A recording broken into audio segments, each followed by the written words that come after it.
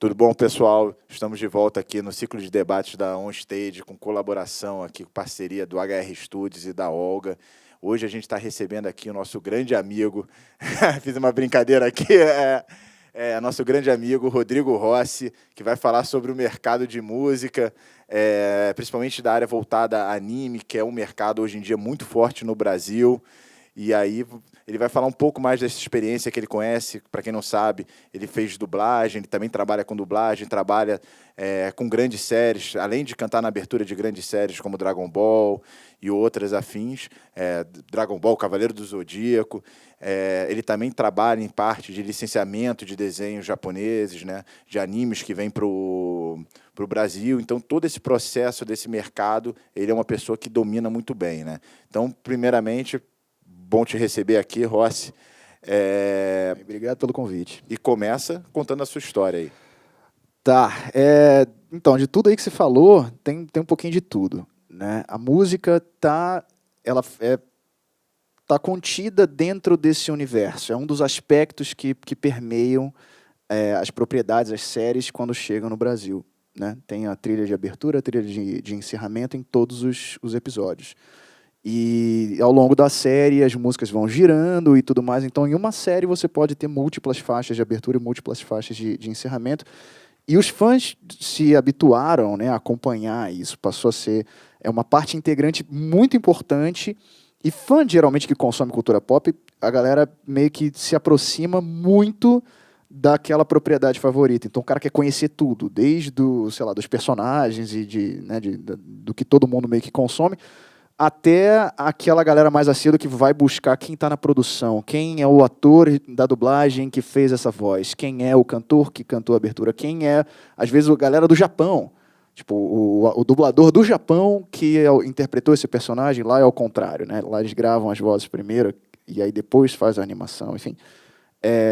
Então, o imaginário do público geralmente está consumindo todos os aspectos, assim, tipo, não sobra nada da série. Cada detalhe eles querem acompanhar. Como é que começou para mim, na verdade? Começou aqui, né? Nesse estúdio. Na verdade, não era nesse estúdio, era quando era aqui atrás, no estúdio antigo. Foi o primeiro estúdio que eu ensaiei com a banda na minha vida, assim.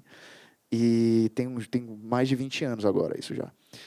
E dali pra cá, tocando com banda aqui no Rio, você pinga de uma banda para outra e tal, vai se desenvolvendo, vai estudando música, fui tomando mais contato, né, com esse lado artístico, ainda adolescente, sem muita pretensão, mas querendo, eventualmente, precisando, né, depois pagar a conta, né, chegou na época da faculdade, essas coisas, aí a gente tem que começar a transformar isso aqui num trabalho, de fato. E o que rolou foi, eu sempre fui fã dos animes, né? Eu sempre gostei era fã de Cavaleiros, assim, incondicional, quando veio para a Manchete pela primeira vez. Então, eu tinha 7 anos de idade, eu era, tipo, muito público-alvo, assim, eu consumi tudo que a série pôde me oferecer. A gente tem mais ou menos a mesma idade, eu também me recordo. Cavaleiros do Zodíaco foi um divisor de águas da nossa... Totalmente. Foi um momento que, assim, quando chega Cavaleiros do Zodíaco no Brasil, foi uma coisa, um fenômeno... Que eu me lembro que até os bonecos que eram vendidos na Mesbla tinham filas quando chegavam. Tinha que para comprar um boneco do Cavaleiro do Zodíaco, era uma fila gigantesca, abria a loja, 1 hora depois já tinha esgotado o estoque. Sim. Então, assim, realmente ali já mostrava o potencial dessa. E era o começo, né? Que eu lembro, na verdade, infância era. Sim, não.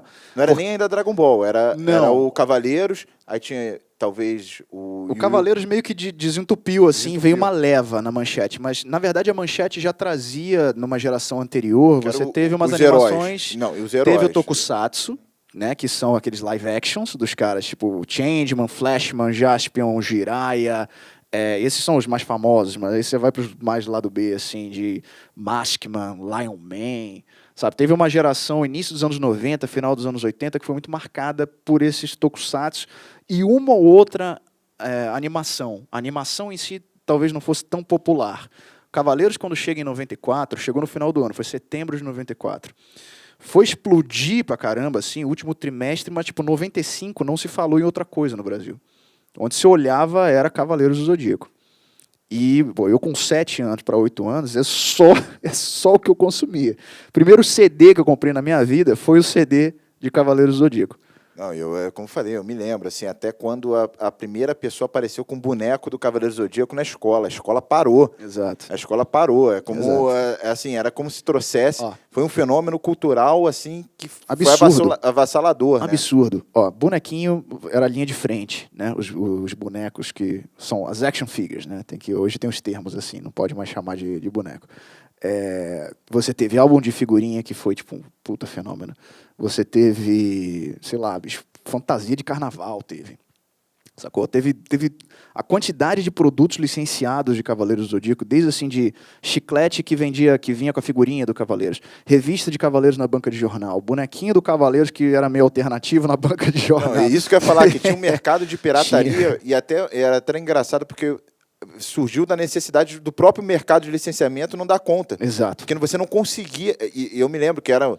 Como hoje, era uma qualidade muito boa. Eu me lembro que os bonecos eram de uma qualidade muito boa, eram relativamente caros, mas você via que todo mundo, mesmo muito assim, caros. Não dava conta da demanda. Dava. Tinha muita demanda. Aí eu me lembro que todo mundo tinha os originais e tinha os piratas, exato. Porque para conseguir dar conta da demanda que tinha, porque você não conseguia os originais mesmo, já que estavam difíceis. Exatamente. Eu me lembro que eu me lembro dessa história de criança também. A gente tem a mesma idade.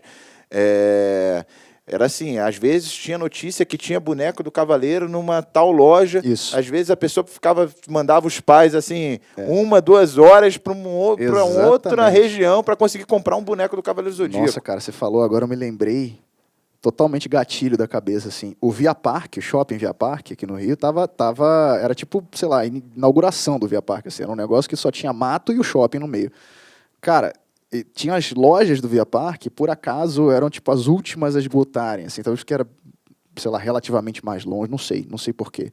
Mas eu me lembro de umas missões, assim, para ir buscar boneco lá no Via Parque, tinha que ligar, tentar reservar, tentar ver se conseguia, dei muito trabalho para meus pais. Não, e isso já mostrava a força que é esse mercado, né? A força que é esse mercado. E realmente, eu me lembro que nessa época, eu fui dessa geração, né, do anime chegando mesmo isso. No Brasil, né, se consolidando. Aí eu, 95, eu estava com 9 anos de idade também. Eu era o público-alvo mesmo do Cavaleiro do Zodíaco. E aí depois veio o Yu Yu Hakusho também, que é dessa época. Yu Yu, na verdade, foi a última, pelo que eu me lembro, foi tipo prego no caixão da manchete, assim. O Cavaleiros trouxe Shurato logo depois, a manchete pegou uma série chamada Samurai Warriors, que também me lembro, Samurai Warriors. Também tinha uns bonecos de Samurai. Tudo na tentativa, tudo nessa tentativa. E aí, daí o licenciamento, né? A propriedade... Que eram os Cavaleiros Zodíaco alternativo. Sempre na tentativa de reproduzir. O Cavaleiros, na verdade, ele faz parte de um segmento, de um estilo de anime no Japão, que ele tem esse público-alvo meninos mais ou menos nessa faixa de idade, assim, até uns 12, 13, 14 anos, começando mais ou menos uns 7, 8, 9. Então, esses são os shonens lá. Geralmente muito aventurescos, muito focados assim nessas mensagens de amizade, de determinação, de superação.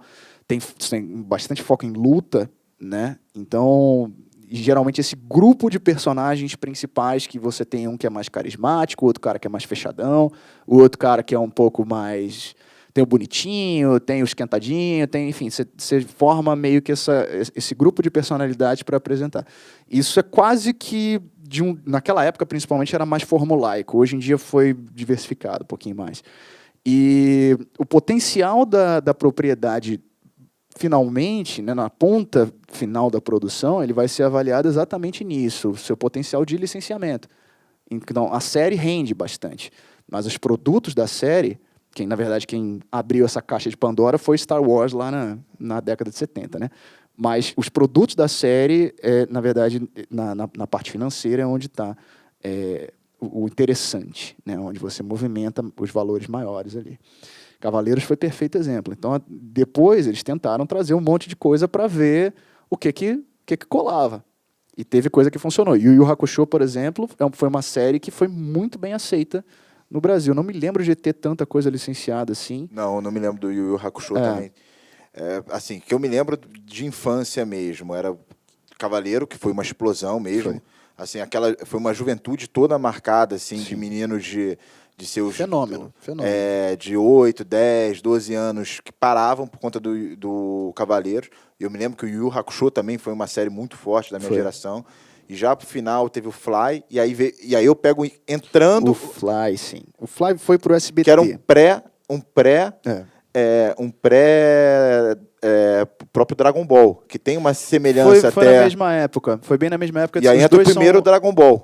Os dois são da Toei Animation, os dois vieram pro SBT. O Dragon Ballzinho, né? Que a gente chama. Isso, que era o Dragon Ball, que aí depois veio o Z. Aí eu já estava mais velho. Exatamente.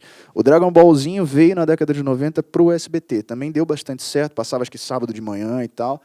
E eu já me lembro de ver alguma coisa de produto licenciado, mas assim, estamos falando de 30 anos atrás, sei lá. Não, eu me lembro. Era SBT de manhã, que passava os desenhos bíblicos. Isso. E depois entrava um bloco do sábado animado. Do sábado animado, assim. que era o Fly, era o Dragon Ball, o primeiro, né? Isso. Eu me lembro que hoje em dia eu sei todas as histórias da Bíblia graças a isso também, né? Porque...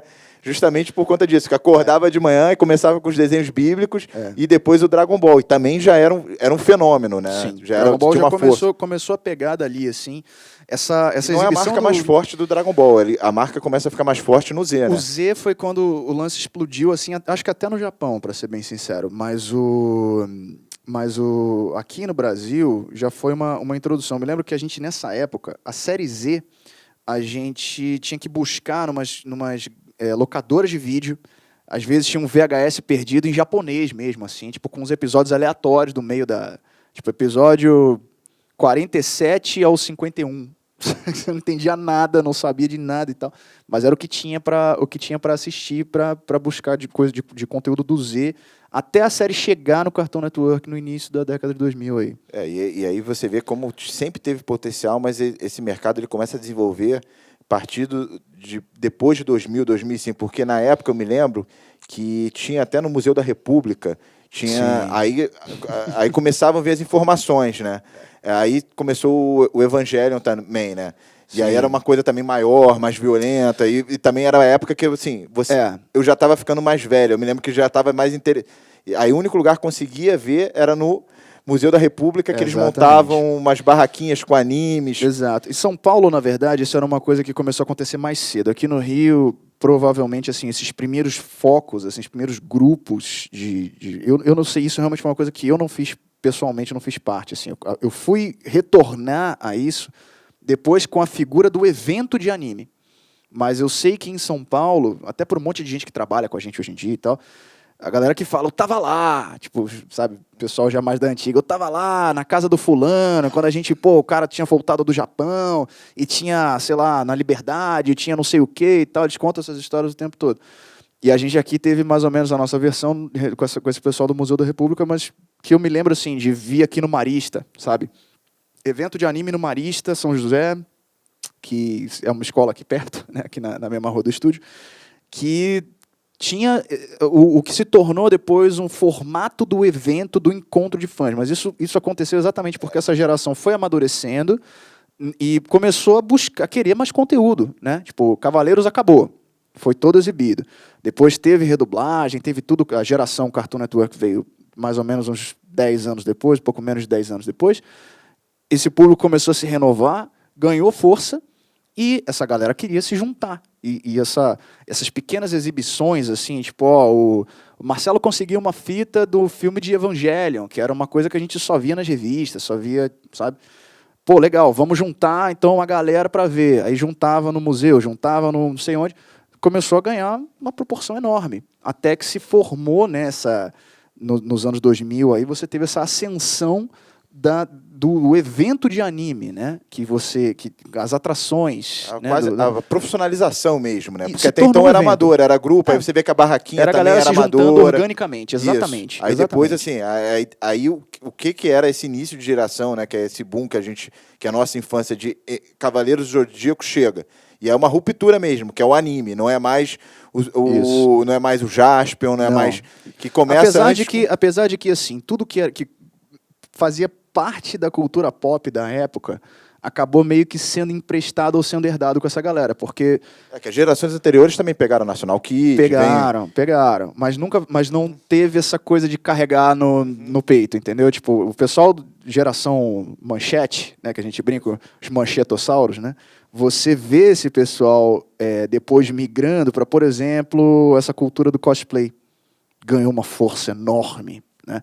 Você vê o pessoal dos colecionáveis, o pessoal das camisetas, os bonequinhos, essas coisas, se transformou numa feira mesmo, né? O evento de anime se transformou numa feira onde os fãs se encontravam para consumirem ali, tipo, atividades em conjunto. Então você teve o cosplay, que se tornou uma coisa muito forte, que jamais você veria, sei lá, a geração dos nossos pais, assim, tipo, se vestindo do National Kid, a exceção de um ou outro, que sempre tinha, mas esse pessoal começou a fazer, e o que eu ia falar é o seguinte, tipo de propriedade que sempre foi muito abraçado, não é raro, né? Pelo menos não era raro de você andar em um evento desse e você ver a galera de cosplay de Chaves, sacou? Que é 0% anime, 0% japonês, né? Tipo, mas que tava ali. Na tarde do cara compunha, né, a programação da tarde.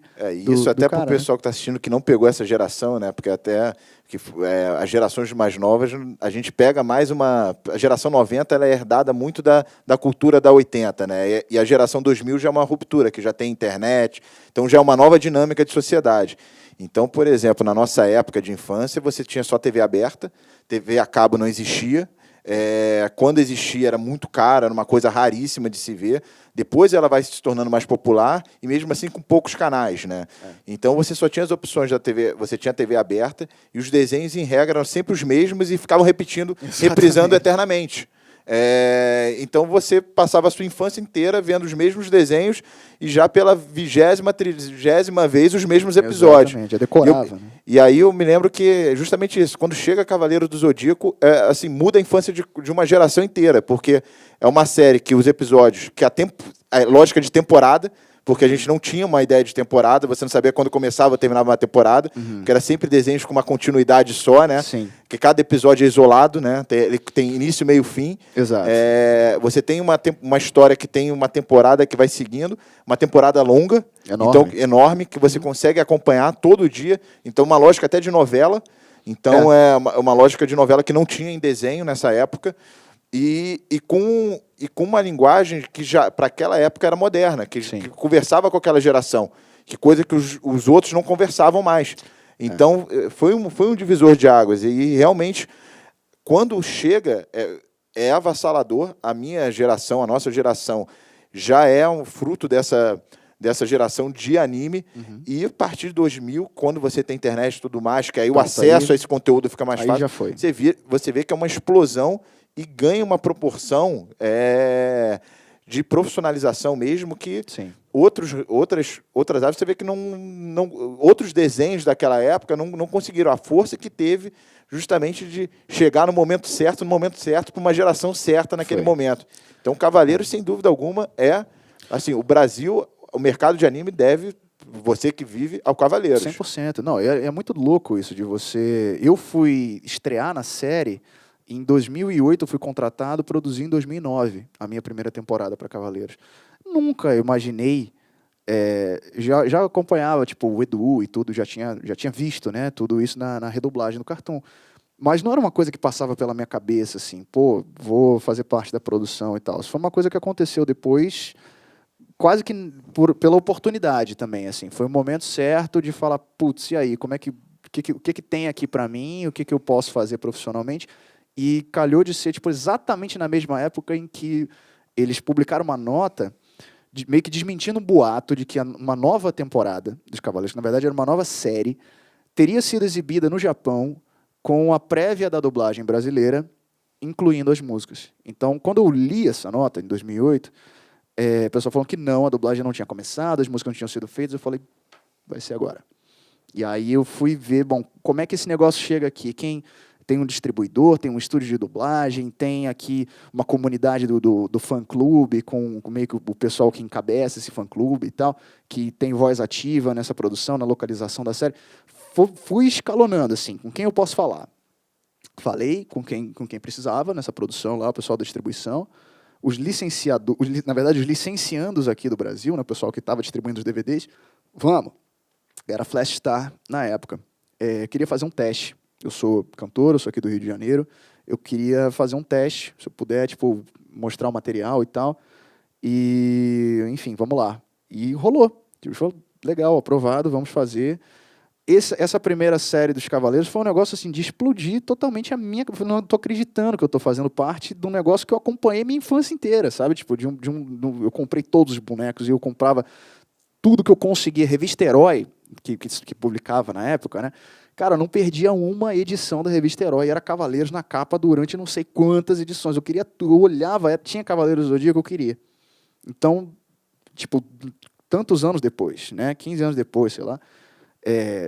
Virar assim e falar, puta, eu sou o novo cantor dos Cavaleiros, produzi 2 faixas para os Cavaleiros.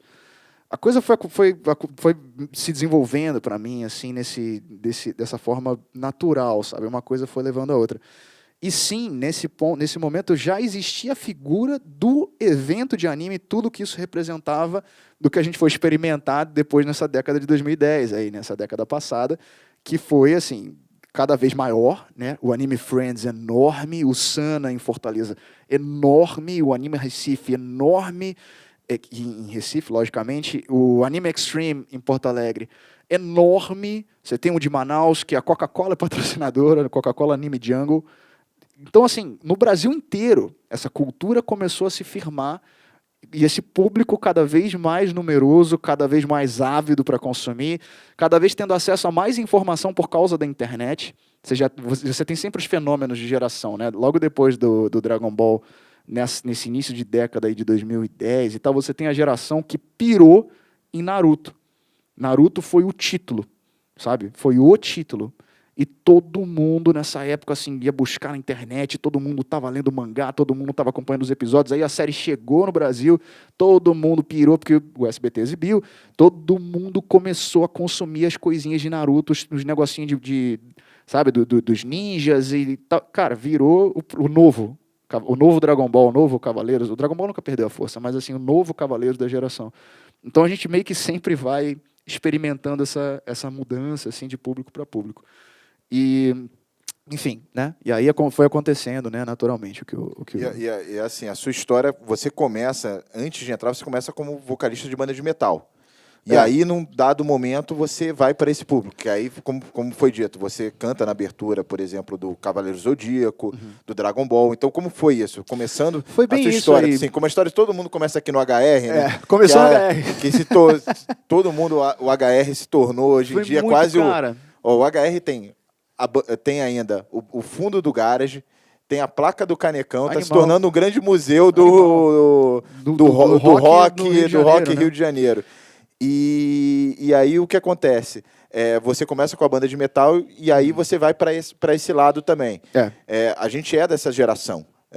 Que tem um anime, né? Que é a primeira geração que, na verdade, a gente nem chamava de anime, que é desenho japonês. Desenho japonês. Mas que já está presente, enraizada na nossa geração, na nossa infância, é parte importante da nossa infância. Então, obviamente, você já conhece, já é uma coisa que não é desconhecida. Já. E aí, conta um pouco mais essa história. Você já começa como banda de metal, aí surgiu essa oportunidade, você também trabalhou com a dublagem. Então, o que levou o que nessa história? Não, a parte de dublagem acabou desenrolando por conta disso, assim. É razoavelmente mais recente. Mas antes, na verdade, tudo começa no HR, né? Você começa tocando... Comecei assim... Juntei com os amigos da escola, vamos juntar na casa de alguém. Então, tem um cara que tem uma bateria, o outro cara tinha uma guitarra, o outro cara tinha, sei lá, outra guitarra, ninguém sabia o que era um baixo na vida, vamos juntar para fazer barulho junto. E beleza, tipo, lembro da gente pegar uma luminária de pé, assim, amarrar com a silver tape um microfone de karaokê e falar, puta, e aí, quem vai cantar? Sobrou para mim. Mas foi um negócio que eu falei, pô, acho que gostei, quero aprender a fazer isso direito. Comecei a estudar. Fui indicado, né, para o nosso inigualável Luiz Siren, né, há 22 anos atrás, sei lá quantos anos atrás, que o cara chega e começa a me ensinar, assim, mostrar os meus primeiros passos em relação à minha voz. E também foi um cara que foi me dando a direção aqui no Rio. Então, assim, pô, tem uma banda aqui, onde é que eu ensaio? No HR. Pô, onde é que as bandas tocam? Tocam no Garage, Rua Ceará. Pô, vai ter um negócio, se você quiser ver, o pessoal das bandas vai tocar junto. Tem uma jam que acontece todo ano, chamada Sigma Party, que era o aniversário do Sigma 5. Todo ano eles faziam uma jam com a galera. Quando eu fui nisso, foi no Ballroom, que também já não existe mais, né? Quando eu vi esse show, eu fiquei assim, cara, ano que vem eu quero estar no meio dessa galera. Tipo, explodiu a minha cabeça, assim, eu já estava começando a pirar nas bandas de rock, assim, o Guns N' Roses, estava começando a descobrir o Iron Maiden, tava meio que saindo do CD dos Cavaleiros e começando a seguir para esse momento das bandas. E dali falei, pô, beleza, vamos ver para onde é que esse lance me leva, porque é muito divertido, eu tô apaixonado, eu era um adolescente, sabia nada de nada, né? Achava que sabia tudo, fazia a menor ideia da vida. E beleza, tipo, só me preocupava com isso. Quero vir no fim de semana para ensaiar no HR. Era tipo ponto alto da minha semana. Então, isso foi se desenvolvendo. Beleza, você vai ensaiando, daqui a pouco você tem um show aqui, tem um show ali. Daqui a pouco você muda de banda, pega uma banda que tem mais show, que tem mais eventos, que começa a falar para um pouco mais de público e tal. E tudo isso nesse ambiente do garage, né? E até que depois eu fiz um outro álbum com uma outra banda, que já envolveu um pouco mais de gente, já foi para fora do país, né? Aí você já começa a fazer suas primeiras brincadeiras, faz uma brincadeira na Europa, faz uma brincadeira nos Estados Unidos, vai passar um perrengue na América Latina, vai fazer essas coisas, entendeu? Começar a ter essa vivência do que é realmente a estrada, do que você está lutando tanto para conseguir, né? Aquele cuidado com o que você deseja. E chegou uma hora, assim, isso eu já devia ter uns 18 anos, e eu estava entrando na faculdade, e me vi, assim, de frente com as primeiras contas da vida, né? Aí sempre tem, né? Família achando que é fase. E aí fala, ó, você larga isso aí e vai ser alguém na vida, ou... Sabe? E eu falei, não, eu quero tomar o caminho do meio, eu sou formado em Direito, então fui estudar Direito por escolha, né? A família meio que botando aquele terror e tal, eu falei, não, eu vou fazer, mas eu quero pagar as minhas contas com a música. Então foi daí que já estava estudando, dali fui estudar na Vila Lobos, já tinha estudado com outros professores e tudo. Então já tinha mais alguma experiência, assim, de, sei lá, uns 5, 7 anos estudando. Comecei a ter os meus primeiros alunos particulares e começou a me render o meu primeiro trocadinho.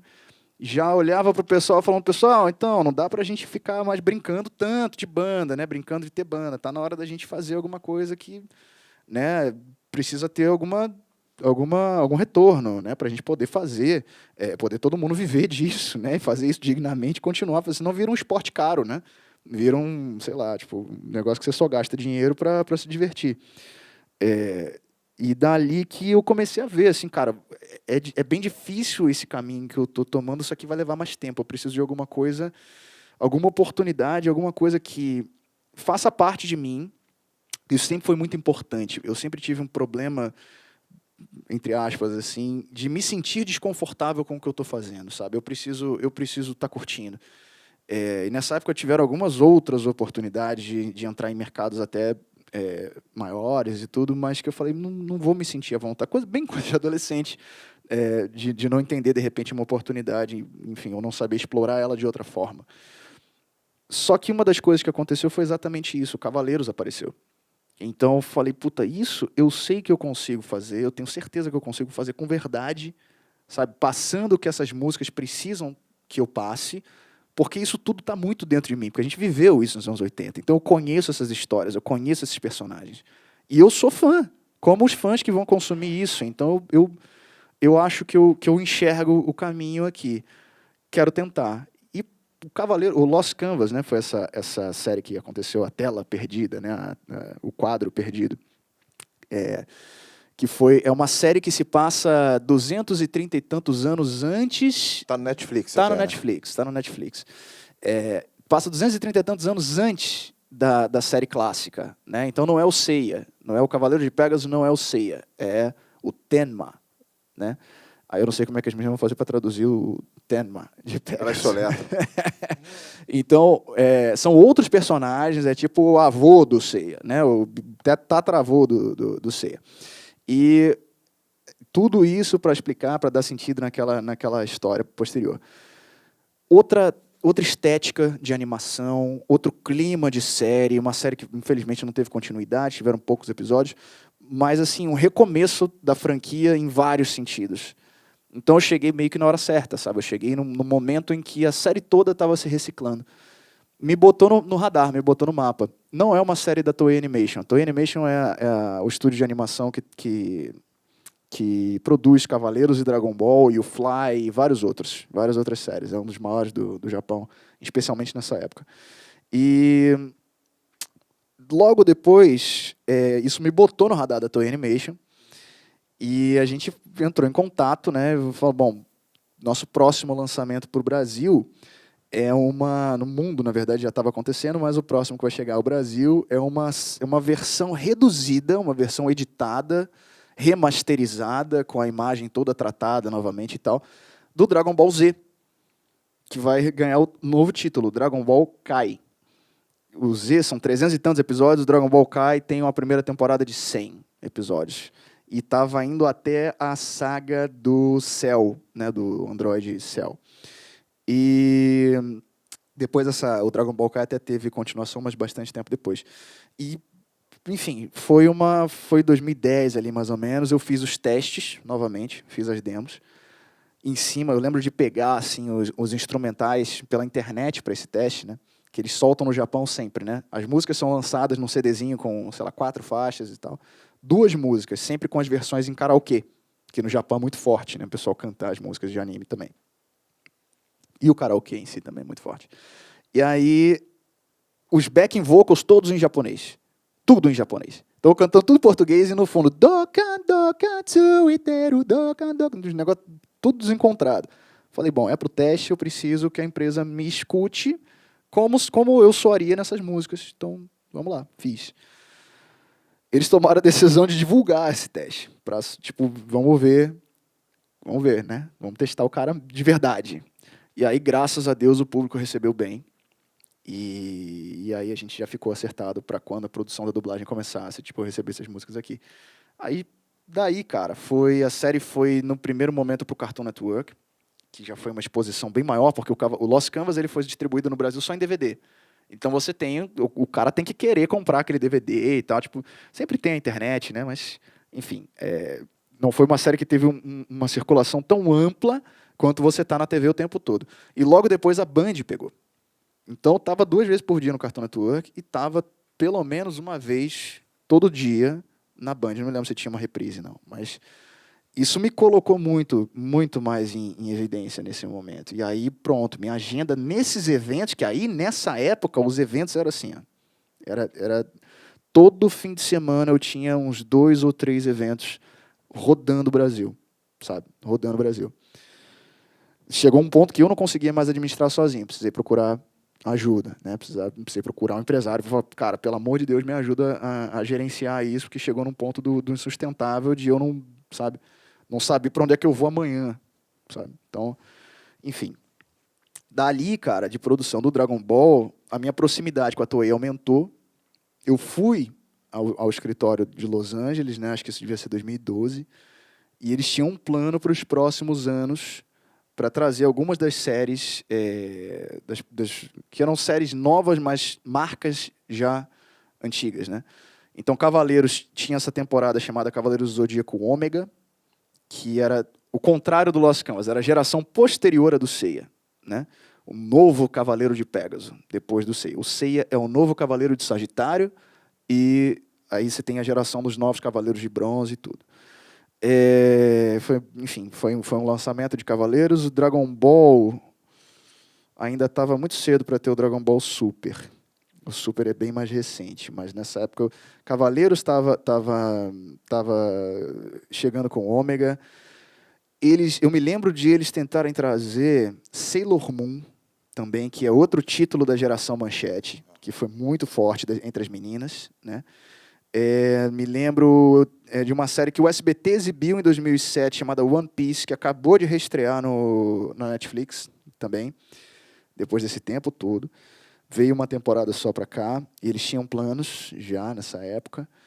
E tinha um derivado de One Piece chamado Toriko, que aí eu já não me lembro exatamente da especificidade, mas acho que era um um personagem de One Piece que tinha alguma coisa a ver com culinária, era um chefe, alguma coisa nesse sentido, porque era um anime de culinária. E tem isso também. O anime no Japão, você tem anime de tudo. Escolhe um tema. Tipo, sei lá, jardinagem. Você tem um anime no Japão, deve ter, não sei, mas deve ter um anime de jardinagem, sacou? Qualquer assunto, qualquer coisa, a produção deles lá é muito, muito, muito rápida e diversificada, assim, nesse sentido. E, enfim, daí as coisas foram... Uma série vai te trazendo a outra, sabe? Daí a gente entrou na produção do Ômega, que foi o que rendeu, assim, apesar da série não ter dado certo, dentre os eventos, foi o que rendeu o melhor momento, porque foi quando a gente fez a turnê do Cavaleiros in Concert. Que a gente já estava, né, os cantores da série dos Cavaleiros que já tinham gravado antes de mim, a gente meio que canibalizava a agenda um do outro. Porque um evento levava o Ricardo Cruz, aí não conseguia me levar nessa edição. Aí na outra edição, me levava, mas não conseguia levar a Larissa Tassi. Então o tempo todo a gente estava, entendeu? Eu falei, cara, e aí, vamos juntar todo mundo? Ao invés da gente ficar brigando, e os eventos ficarem, né, tipo, vamos fazer uma coisa que ninguém nunca fez, pelo menos não com Cavaleiros. No Japão você tem um super grupo vocal dos cantores mais clássicos, assim, tal. Eles fizeram tipo um grupo gigantesco, sabe? Que chama Jam Project, e o único cara não japonês, né, o único cara de fora do Japão que faz parte é o Ricardo Cruz, lá no Japão. Então é tipo os caras gravando DVD no Maracanã, assim, um negócio absurdo, um orgulho enorme. Mas aqui no Brasil ninguém nunca fez isso, e em lugar nenhum do mundo, em especial ninguém para Cavaleiros, que é o nosso título mais forte, né? Pelo menos até então era o Cavaleiros do Dragon Ball.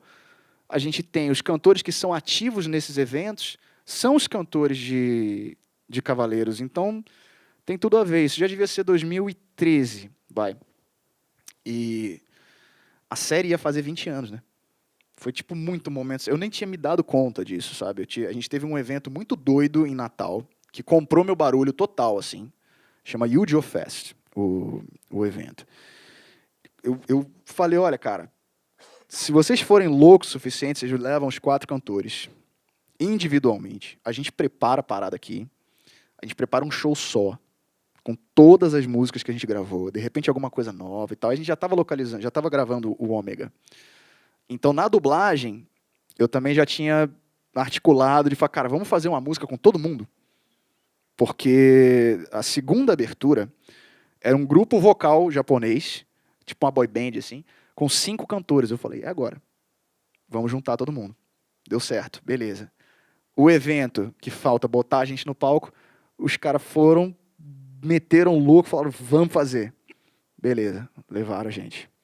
Deu tudo que podia dar errado antes do show, deu.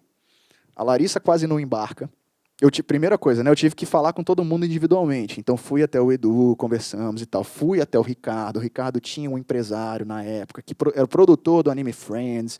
Então você tem que ter todo esse jogo de cintura, sentar, conversar com todo mundo. O que você quer fazer? Quero fazer isso aqui, é uma data, não sei o quê. Mas e aí? Eu não sei. E aí eu não sei. Eu quero fazer um show só. Vamos fazer? A Larissa sempre foi próxima, a gente tocava junto sempre, então foi fácil de conversar. Mas a gente nunca tinha feito nada junto, né? Era uma ideia doida. O evento, inicialmente, a gente ia levar uma banda de apoio. Não conseguimos levar uma banda de apoio. Então a gente fez um show com as trilhas pré-gravadas. A Larissa quase não embarca no aeroporto. Tipo, perdeu o voo, mas não por culpa dela, assim, perdeu, tipo, sei lá, nem lembro o que deu, assim, foi alguma coisa com a emissão da passagem, com o nome, que acho que foi um nome errado na passagem. E aí teve que emitir de novo, chegou em cima da hora, aí ia passar no detector de metais, ela tinha um figurino de palco, ela ia chegar pro palco já, ela tinha um negócio, assim, no figurino dela, que tinha uma armação de metal, que quando ela passou no detector, disparou.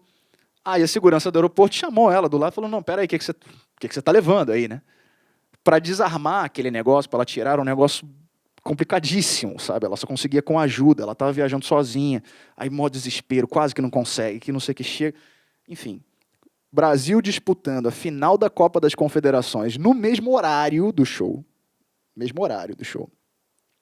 A ponto de eu falar para o evento, olha, passa o jogo no palco, entendeu? Baixa o telão, para a galera não dispersar, entendeu? Para segurar o pessoal lá. E para completar, isso era Natal, né? Rio Grande do Norte. caiu uma tempestade torrencial, assim, torrencial. Eu falei, deu errado, paciência, né? A gente foi, ainda tinha coisa de umas 2.000 e tantas, 3.000 pessoas lá, pelo que passaram pra gente. Então, a galera ficou e, cara, deu, assim, clima do lugar, todo mundo chorando. Larissa chorou do palco, produtor do show subiu no palco pra chorar, sabe? Tava o Edu com a esposa lá, acho que a esposa dele também se emocionou. Todo mundo, tava um clima mesmo, assim, tipo, cara, o que tá acontecendo aqui, sabe? Deu tudo certo no final, sabe? Deu um trabalho do caramba, mas deu tudo certo. A gente voltou para casa, a gente passou o resto, isso já devia ser mais ou menos setembro, sei lá. A gente passou meio que o resto do ano se planejando, mas já sabendo que a gente queria fazer de novo, que a gente queria continuar junto. E aí, em janeiro de 2014, que era o ano do aniversário de 20 anos da série aqui no Brasil, eu e o Edu, a gente foi pro Sana, que é um evento enorme, existe até hoje, em Fortaleza. E aí, no palco do Sana, a gente anunciou que aquela ideia do Cavaleiros do Zodíaco em Concert, né, o Cavaleiros em Concert, foi apelidado, ia continuar junto, aquilo ia se tornar, então, uma turnê de celebração de 20 anos da série no Brasil. Aí pronto, fomos até 2017, tipo, de tanto show que emendou, fizemos tudo, cara, fizemos tudo, voltamos, acho que 2, 3 vezes, assim, nas capitais, foram poucas capitais que a gente não passou, pouquíssimos os shows em que a gente teve algum tipo de... talvez algum tipo de coincidência, assim, de brigar com alguma outra atração, alguma coisa assim. Lembro Belo Horizonte, quando a gente tocou, tinha, acho que o Linkin Park e a Pitty de graça no Circuito Banco do Brasil, na praça da cidade, assim. Aí ficou difícil de competir, mas foram poucos, sabe? A gente conta, assim, nos dedos de uma mão. Foi uma época, assim, muito, muito legal. Não parava em casa quieto. E a gente levou mais ou menos até 2017, quando aí a coisa meio que foi todo mundo foi tomando um pouco um caminho diferente. A gente fez um grupo derivado assim para fazer música original, que foi o Danger Sun. A gente começou a fazer trilhas para lançamento de cultura pop no Brasil, foi ganhando outra coisa. A dublagem sempre teve no paralelo, né?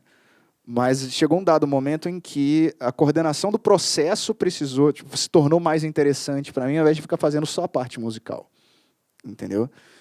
E foi uma coisa que eu sempre flertei com essa parte de dublagem, eu sempre gostei, sempre enxerguei muito o funcionamento da minha voz no funcionamento da voz de alguns dubladores, assim. Então, e quando eu vi os caras falando um pouco disso, sabe, falando de fisiologia, como é que você pensa na voz assim, como é que você faz aquele personagem assado, como é que você, sabe, toda essa questão, assim, eu sempre fui fascinado por isso. E a dublagem também tem uma dimensão diferente no meio do anime, né? Sim. Porque a gente era acostumado com aquelas dublagens clássicas, Herbert Richard, 100%. que sempre são aquelas vozes que a voz do Arnold Schwarzenegger sempre é o mesmo, mas você vê que tem um mercado Garcia específico da dublagem, ou seja, você vê que os dubladores, eles têm um mercado além, obviamente, da profissão de dublador, mas até mesmo, né, nesses eventos, então, eles ganham uma dimensão nova por conta vou te dizer, do anime, né? Tem muito, muito, muito, não só porque alguns dos maiores talentos, eu me arrisco a dizer assim, eu falo com frequência, para mim, os maiores talentos da dramaturgia brasileira estão no mercado de dublagem. Você pode pegar um cara que não tenha a linguagem, a vivência e botar dentro do estúdio. O cara é incrível no palco, o cara é incrível na televisão, incrível no cinema, mas aquilo ali é outra forma. Você precisa interpretar a interpretação de outra pessoa. Sabe? É outro nível de... Tem uma camada a mais, assim, é um desafio a mais para o ator alcançar, sabe? E a gente tem atores que são inacreditáveis, assim. Hoje você tem um nome enorme que corresponde a um talento enorme de um Guilherme Briggs, que você não consegue falar em dublagem hoje em dia no Brasil sem linkar o nome do Guilherme Briggs. Naquela época da Herbert, você tinha, sei lá, o Orlando Drummond, por exemplo, né, que fazia o seu peru na escolinha do professor Raimundo. Ele era a voz do Vingador, da Caverna do Dragão, do Scooby-Doo. Mas você via que precisava, na verdade, ele tinha que ter quase que uma segunda profissão, como mesmo mostrando que eles eram escondidos. Aí você ganha uma nova dimensão que eles viram também protagonistas, né? Onde esse game mudou? Cavaleiros. Cavaleiros e a revista Herói, principalmente, na minha leitura, né, deram cara ao dublador. entendeu? Deram um rosto. O dublador deixou de ser uma voz na sua televisão para, poxa, você tem esse cara aqui, que é o cara que faz a voz do personagem que eu gosto. E a figura do dublador, na verdade, isso meio... A minha análise assim, disso se divide... A sensação do fã de estar mais próximo do personagem se divide entre o cosplay, que é aquela tentativa de personificar aquele personagem com a indumentária toda e tal, com a imagem, e o dublador, que é o que te entrega assim, aquele aspecto emocional do personagem no seu idioma, que até então a internet não tinha ganhado tanta força, e o primeiro contato das pessoas, que tinha sido o único contato das pessoas até então, com aquele personagem, era dublado. Então, assim, a voz do Goku é o Wendell Bezerra. A voz do Goku, o Goku nasceu com a voz do Wendell Bezerra. Tem uma moça que faz a voz do Goku no Japão desde os anos 80, desde 80 e pouco, quando a série estreou. Mas a voz, quando eu penso no Goku, eu penso no Wendell Bezerra. Entendeu? Isso ficou com a gente. E o dublador meio que se tornou assim, a palestra do dublador, a palestra de dublagem, ou apresentação, enfim. Aí os dubladores começaram a pirar, porque todos são artistas, né? E levavam para o palco dos eventos umas coisas cada vez mais diferentes. E né? ganhar uma valorização merecida também, né? Sim. Você vê, assim, você citou até o Chaves, né? O Chaves já é dublado já de décadas e décadas Sim. atrás. E até então, ninguém sabia quem eram os dubladores do Chaves. Hoje em dia, eles ganham uma nova dimensão. Assim, hoje em dia, não, que não é uma coisa recente, mas um dado momento, quando esse mercado realmente... Que aí entra anime, que é o mercado geek, né? Então, Sim. tudo que envolve a... Cresceu. Cresceu, ganhou uma nova dimensão. Ou seja, na verdade, não cresceu. Se profissionalizou, efetivamente. Deixou de ser coisa de amigos se reunindo para tentar procurar lá fora. E virou realmente um modelo...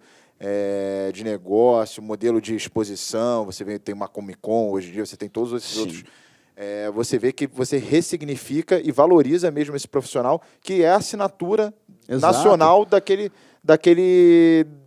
produto que não é nacional. Pois né? Imagina assim, hoje você tem a dublagem, a internet facilitou o acesso à propriedade original, né? Porque todo mundo, por meios ilegais, né, de distribuição ilegal, você consegue acessar o episódio tipo meia hora depois que foi ao ar. No Japão já tem alguém jogando isso na internet.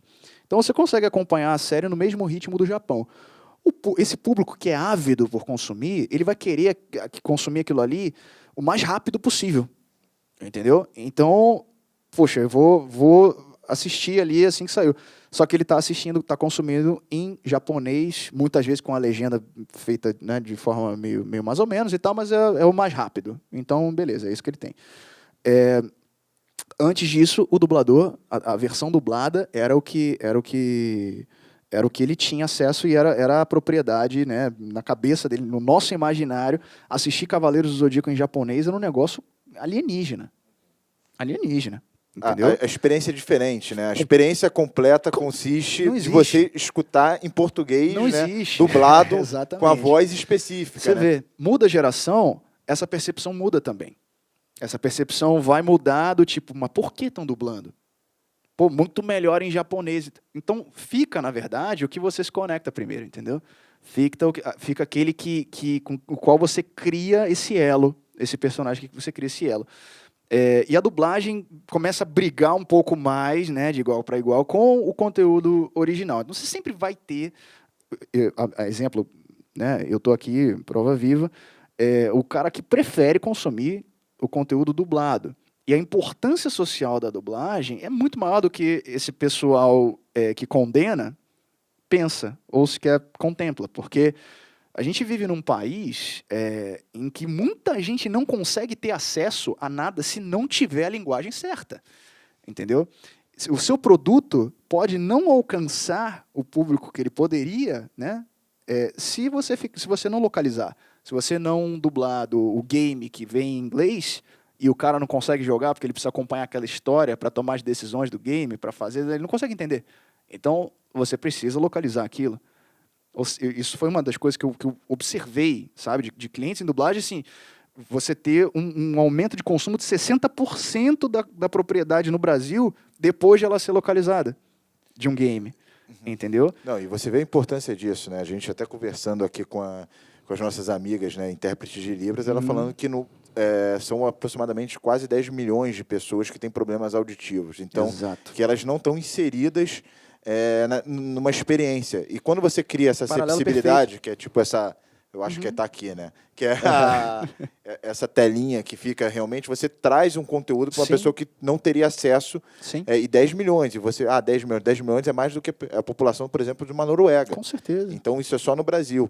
E aí, quando você falou do legendado ou do original, o Brasil é um país com uma desigualdade social gigantesca. Enorme. Então, você vê, por exemplo, de cidades... Eu tive conhecidos que foram trabalhar em cidades no Norte, Nordeste, que todos os filmes são dublados. Então, você tem uma necessidade, sim. E tem pessoas que foram acostumadas a escutar filmes dublados. Sim. Então, e chega a ser até perceptível. Assim, a gente também é uma cultura de dublado. Lá fora tem países que o dublado é a regra. Os Estados Unidos, por Sim. exemplo. Os Estados Unidos, ele não aceita filme legendado. Então, muitas das vezes, eles têm que fazer até... Assim, um filme que fez sucesso na França, em outros países, eles têm que fazer a versão americana, porque o público americano não aceita escutar em outra língua. Acho que foi o diretor daquele filme que ganhou o Oscar internacional. Ou aquele francês até, que não, é o coreano. Teve um coreano que ganhou. O Parasita. Parasita. Que ele falou, se a gente conseguir, se o mercado americano conseguir superar essa barreira de 2 linhas na sua tela, vocês vão ter acesso a um mundo de conteúdo que vocês deixam de aproveitar por causa disso, porque vocês estão focados só nisso. Mas a América Latina também, a dublagem é muito forte na América Latina. Alguns países da Europa também, você tem esse mercado forte de dublagem e a gente tem, assim, a nossa geração tem acostumado. Não dá para ver um filme que a gente chama, né, de filme de sessão da tarde, tipo um Tira no Jardim de Infância, legendado. Não é parte da experiência. Você precisa do Garcia Júnior. Você teve a experiência é isso. Então, assim, é um mercado importante, é um mercado cultural, é um mercado que dá uns traços. Teve uma mudança agora até interessante, que tem alguns filmes que a própria dublagem agora você vê que ganha mais liberdade. Eu não sei... Eu já me deparei com uns 2, 3 filmes que a dublagem estava melhor e mais engraçada do que efetivamente o original. E o exemplo disso é aquele filme Ditador, do Seth Rogen, que fez Superbad. Tem vários filmes. Ele tem um filme que ele vai lá na Coreia do Norte. Você escuta a versão em inglês e a versão dublada é infinitamente melhor, entendeu? Isso que assim, pessoas que preferem escolher, mas a dublagem tem essa força. Com certeza, com certeza. Isso depende muito mesmo do cliente, porque o fenômeno da internet, inclusive, afeta um pouco essa relação. Porque sempre tudo é feito pensando no consumidor final, certo? Então não adianta você fazer uma dublagem que você considerou genial, se você é diretor de dublagem, né? Se no final das contas ela não vai ter penetração no público, né? A gente precisa que o resultado seja positivo para que esse público consuma mais o produto, né? Ele tenha uma boa aceitação, para que a gente continue, né, fazendo a roda de produção. O que acontece é que esse público tem acesso ao original hoje em dia muito mais fácil. Então, isso acaba dando uma limitada em certos aspectos no processo de dublagem. Porque se você divergir muito durante a dublagem, o cara já está acompanhando aquela série antes e já não vai gostar. Porque a impressão que ele tem daquele personagem já meio que já tá consolidada.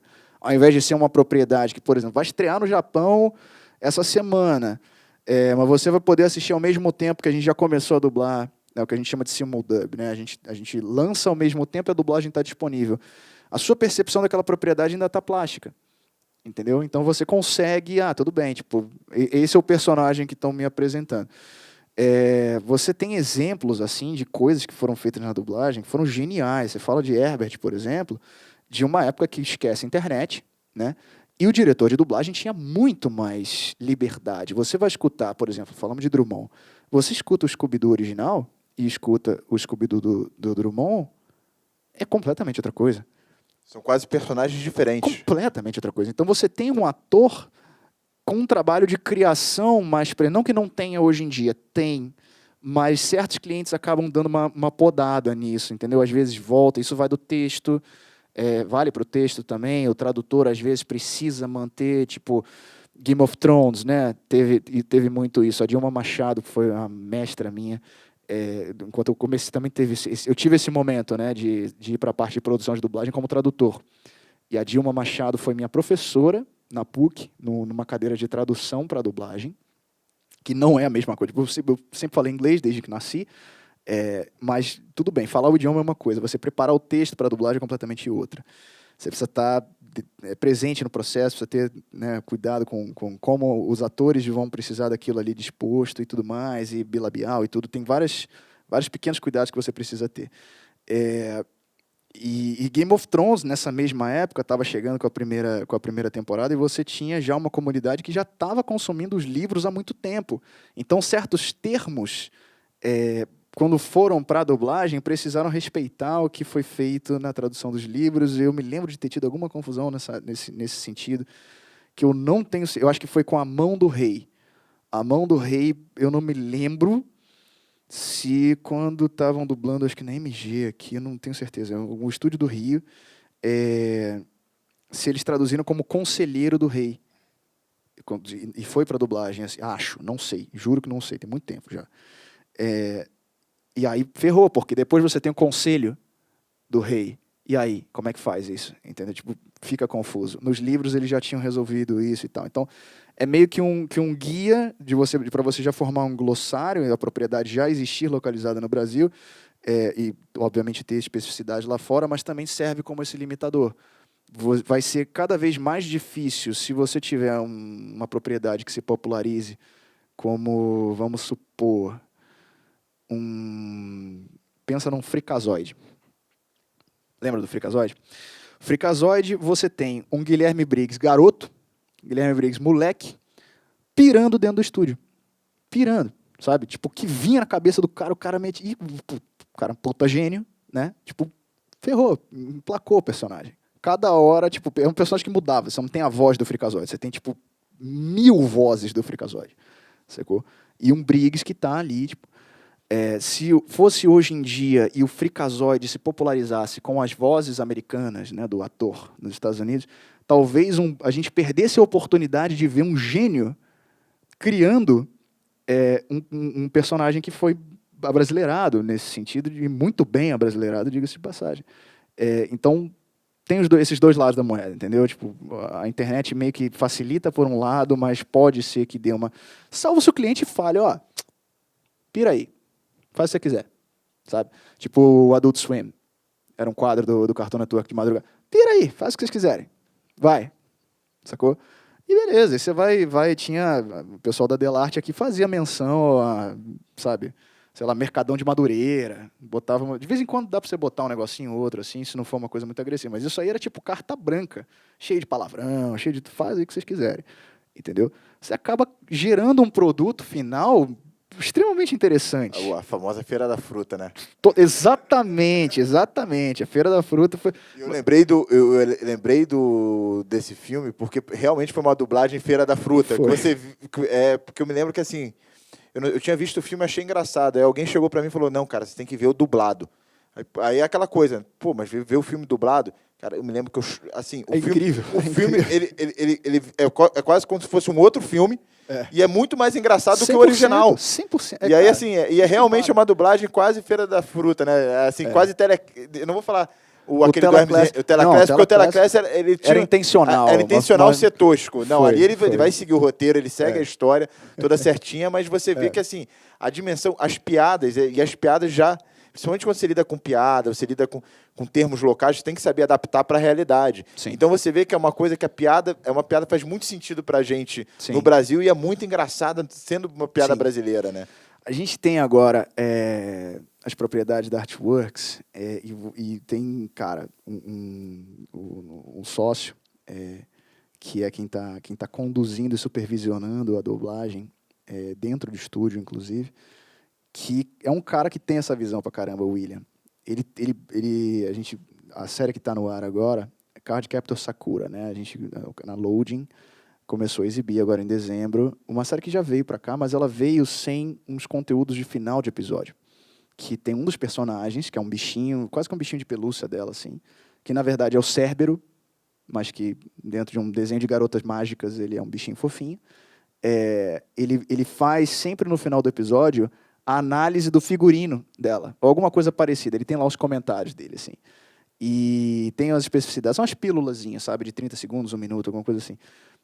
E de vez em quando, assim, como é muito nessa veia mais cômica, de vez em quando eu vejo ele colocando, ele me manda os vídeos, assim, do que ele tá com um ator no estúdio e tal, e botou, tipo, uma musiquinha do Jair Rodrigues, né? Deixa isso pra lá, vem pra cá, o que que tem? Tipo, botou o bichinho falando isso. São coisas assim, se não causar nenhum conflito, nenhuma estranheza, e obviamente for bem dosado, né? Isso é o que... tom, é uma arte mesmo. A dublagem não deixa de ser uma arte. Então você precisa ter uma pessoa bem ponderada dentro do estúdio que saiba fazer isso. O William é o cara. Ele é o quando cara você tem essa pessoa de visão, até outro caso, até recente, teve um filme francês de comédia também, que um produtor musical quer montar uma super banda e monta uma super banda com rabino, com padre. E aí, assim, eu me lembro que a minha mulher viu e falou assim, vê esse filme, que esse filme é muito engraçado. Só que ela tinha visto a versão que tinha mandado para ela, que era a versão dublada. Eu me lembro que eu fui ver o filme e falei, o filme é ok, não é engraçado. Ela, não, pô, o filme é muito engraçado. Aí eu não achei nada demais. Quando fui ver o dublado, aí novamente, você vê a pessoa que sabe fazer a dublagem bem feita, sabe adaptar a piada, fica realmente, o filme vira, não vou falar que é um novo filme, porque é a mesma história. Mas você dá uma nova dimensão e, principalmente, você pega um público, por exemplo, e eu digo isso porque eu não sou um público que, em regra, consome dublagem, mas aí começa a olhar e falar assim, não, essa dublagem vale a pena. Aí você começa a ver determinados filmes que, pô, talvez a versão dublada seja mais engraçada. A versão brasileira. A versão brasileira. Talvez seja até melhor do que a original. Então, assim, saber dosar realmente é uma arte. Então, quando tem uma pessoa com uma visão dessa que consegue dosar, para não ficar feira da fruta mesmo, né? Não pode passar do ponto. A não ser que seja essa proposta. Você vê o Tela Class, que foi um negócio genial. Genial, né? O Tela Class é uma proposta de reescrever o roteiro do filme sem nenhum compromisso com o que foi feito no filme original. Na verdade, a proposta é realmente seguir, tipo, não, eu não quero seguir aquilo e vamos fazer um negócio diferente, um negócio engraçado. Quando a propriedade já conta uma história, você não pode derivar muito daquilo, tem que dosar. Com tudo você precisa dosar. Em especial porque, sim, a gente vive no Brasil. Então, os nossos maneirismos aqui, o japonês não vai... O japonês sequer está preocupado com isso. E a diferença cultural do Brasil, do Ocidente para o Oriente, já é uma coisa muito grande. Então, a dublagem também tem essa ressignificação nessa realidade de também trazer para não ficar também muito afastado, né? Sim. Isso vale para qualquer propriedade de qualquer região do mundo, não só do Japão, mas as americanas e tudo. Às vezes tem piadas que são piadas internas, que vão bater aqui nos nossos ouvidos, traduzidas ou dubladas de forma literal, e não vão fazer muito sentido. Porque, sei lá, tá falando de político americano, tá falando de gente que não faz parte do nosso imaginário. Daí você tem a figura do que a gente chama internamente, né, do script writing, que é um cara que vai adaptar. Isso nas músicas a gente faz o tempo todo. Uma coisa é a tradução, outra coisa é você adaptar aquele texto, não só, no caso da dublagem, para que ele se encaixe na bilabial, para que ele se encaixe realmente no que o ator tá batendo ali no flap da boca, né? Mas para que o texto faça sentido que, sei lá, às vezes hoje em dia você tem um meme, né? Toda semana você tem um meme, então às vezes faz sentido você botar... Você falou de Yu Yu Hakusho, por exemplo. Lá em 99 tinha eu tô maluco, não tinha essa música? Aí a gente, quando chega no momento lá do torneio, a torcida, que tem um vozerio enorme com a torcida no estádio, que eles estão no torneio saindo na porrada, você tem o Toguro entrando, e o Marco Ribeiro teve a sacada de falar, não, vamos botar aqui eu sou Toguro, entendeu? Então, juntou a coisa do zeitgeist ali do momento, sacou? Que faz parte do nosso dia a dia, pelo menos essa semana, e imortalizou nessa dublagem. E o Yu Yu Hakusho é um bom exemplo de uma dublagem feita no Rio de Janeiro, então tem um pouco da malandragem assim, do Rio, tem um pouco dessa veia cômica que, pelo menos, acho que nessa geração o Rio trazia um pouco mais do que o elenco de São Paulo. O elenco de São Paulo trazia um pouco mais da veia dramática. Mas que foi bem dosado, sabe? Foi uma coisa bem usada. Tem muita gente hoje em dia que tenta reproduzir aquilo. A gente vê que de vez em quando um ou outro passa um pouco do ponto, ou então a piada acaba caindo no vazio e tal. Porque hoje é tudo muito mais rápido, né? E a dublagem também serve como filtro, né? Porque às vezes a legenda não tem essa noção, né? Principalmente que a legenda é feita muito mais rápida, né? Sim. Então, e assim, eu sei porque, por exemplo, uma piada, tem a expressão my English broke, né? Tipo, quando alguém fala mal inglês, vai falar assim, que traduzido é meu inglês é quebrado. Só que uma piada na Alemanha é justamente my Deutsch kaputt, que seria o equivalente, porque parece que teve um fato na Alemanha de algum tenista que foi falar isso numa coletiva. E é uma das piadas alemãs, assim, que todo mundo faz. Sei. E aí eu me lembro que eu vi alguma coisa que traduziu justamente assim, o cara tava falando alguma coisa, aí você vê a legenda aqui, meu inglês, alguma coisa é quebrado. Aí não faz o menor sentido. Pois é. E você vê que a dublagem também tem essa vantagem, Sim. porque você já tem o roteiro, você já sabe exatamente que aquilo é uma piada local, aquilo é uma coisa específica e você consegue fazer essa adaptação, né, para a Sim, cultura. exatamente. Isso é uma coisa que você, isso acontece mais no momento da tradução, sabe? O trabalho do tradutor ali, ele vai assistir o filme, vai assistir. Isso, hoje em dia, é literalmente o nosso dia a dia, assim, né? Agora que a gente está cuidando de toda a localização, de toda desculpa, o licenciamento das séries, a gente não está fazendo só a localização, a gente precisa se preocupar assim, de como essa localização vai ser executada, porque a gente precisa, daqui a pouco, pegar essa propriedade e levar ela para uma outra esfera de licenciamento de produto, ou com o próprio exibidor, ou com ações de marketing, com algumas coisas assim. E tudo meio que vai derivar da localização, sabe? Tudo vai ter origem naquela localização. Então, todos os dias, meio que começa com esse tradutor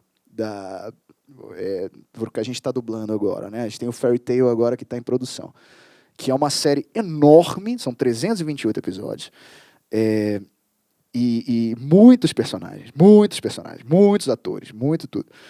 E a gente precisa entender a história, entender os personagens, entender o texto, saber o que está acontecendo, ver os espaços, estar ligado hoje em dia na internet, no Twitter, no Facebook, no Instagram, não sei lá qual é o do momento, e ver, tipo, olha, essa semana teve alguma coisa que aconteceu que, tipo, rendeu...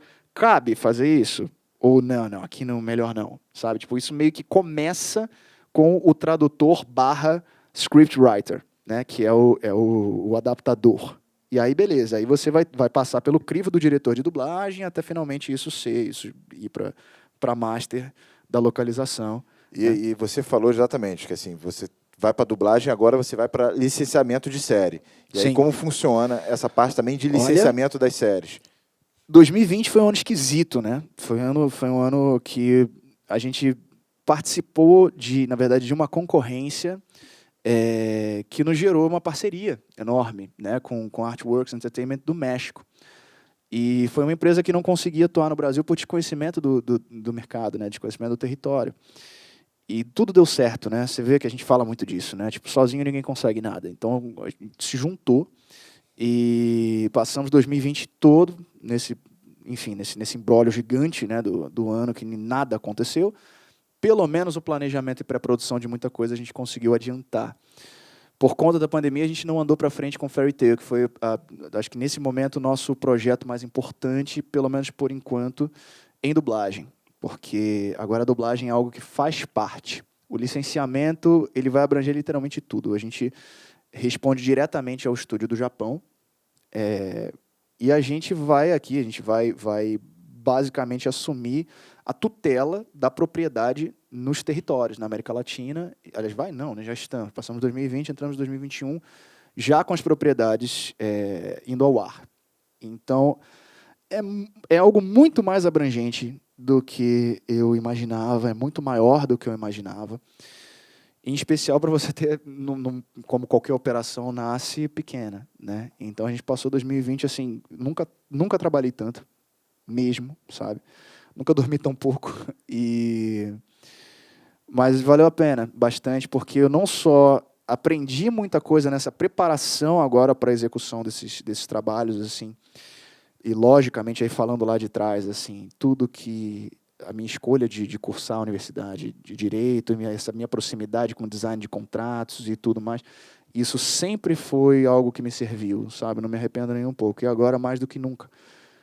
Porque, por exemplo, a gente precisa, Fairy Tail vindo para cá, a gente passou algum tempo definindo quem são os nossos parceiros de exibição, quem são os nossos licenciandos de exibição, que é o nosso primeiro passo. A série precisa chegar aqui para que aí a gente consiga definir quem são os licenciandos de produto, quem vai fazer o tênis do Fairy Tail, quem vai fazer, se a gente vai trazer algum game, se a gente vai trazer, se a gente vai fazer um show musical de Fairy Tail, nada disso importa se a série não estiver aqui, entendeu? Se os fãs não tiverem contato com essa propriedade e ela não tiver sido bem aceita. Então, assim, tem muito mais em jogo, tem muito mais trabalho envolvido. O trabalho nem sempre é a parte divertida, né? Porque muito é isso, é negociar o contrato, é ter que, sabe, botar todos os pingos nos is, é saber, tipo, desde, sei lá, até que você chega na parte divertida de edição de vídeo, da própria dublagem, produção musical, de tudo isso que, beleza, aí é o parquinho, praticamente, sabe? Mas é muito detalhe. Então, o licenciamento funciona basicamente dessa forma. A gente meio que empresta a série para alguém que vai usufruir de algum aspecto dela. Então, no caso de uma rede de TV, de uma emissora de TV, como é o caso da Loading, né, que são nossos novos parceiros aqui, eles já colocaram, desde a estreia deles, Cardcaptor Sakura, que é uma série que já veio para o Brasil há muitos anos.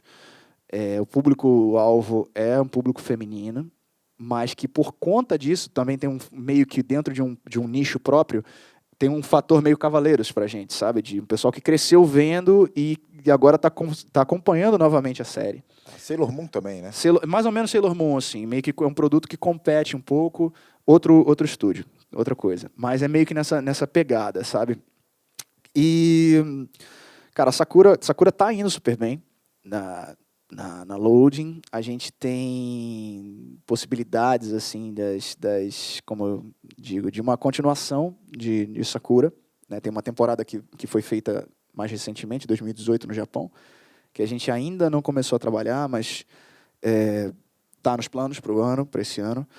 E aí vai ser do zero, né? Enfim, a gente vê como é que vai acontecer. E aí o interessante é que Sakura você pode exibir isso na TV aberta, você pode exibir isso na TV a cabo, você pode exibir isso nas plataformas de streaming, cada um desses é um parceiro que potencialmente vai se interessar pela sua propriedade, porque aquela série tem fãs, ou aquela série pode gerar fãs, espectadores, e o raciocínio começa por aí, entendeu? Tem um nicho que quer muito essa série, então, beleza, vamos exibir.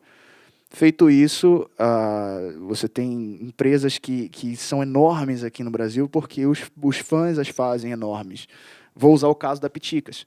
A Piticas é uma empresa brasileira que licencia exemplarmente as marcas, com muito foco em anime, mas eu acho que tem bastante coisa maior, assim, geek e tal, para, por exemplo, produção de camisetas e colecionáveis.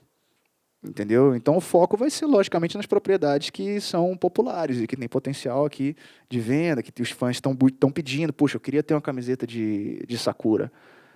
Pô, eu queria ter o bichinho do Quero, né? Que é o Queruberus, que é o Cérbero, né? Queria ter o bichinho do Quero na minha estante, na minha cama. Beleza, então a Piticas é uma empresa que desenvolve esse tipo de produto aqui no Brasil. Então, sim, são parceiros importantes, né, para qualquer licenciador no Brasil. Você tem as empresas de games, às vezes, você tem uma infinidade, assim, um mercado enorme, um mercado de brinquedos no Brasil que é gigantesco. Enfim, tudo isso foi no início do ano passado, assim, foi uma coisa que explodiu a minha cabeça, sabe? De ter contato com isso, dessa vez por dentro. Não só como um cantor, não só como um cara que está ali permeando o universo da dublagem, mas de realmente estar inserido, assim, quais são os caminhos, sabe? Então, esse é o dia a dia, hoje em dia.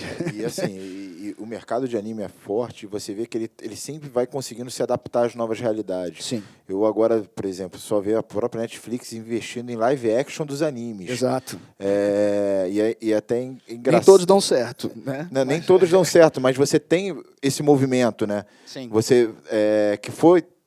Talvez a Marvel, esses filmes de heróis começam e você vê agora, no segundo momento, os animes indo para o live action da mesma forma que os quadrinhos americanos, né, da Marvel, da DC, eles saem dos quadrinhos, eles saem dos produtos também do desenho e vão para o filme. E aí agora você também está vendo esse movimento. E esse movimento O que você acha disso? Você acha que também ganha mais mercado? Eu Você acho... atinge um outro público também?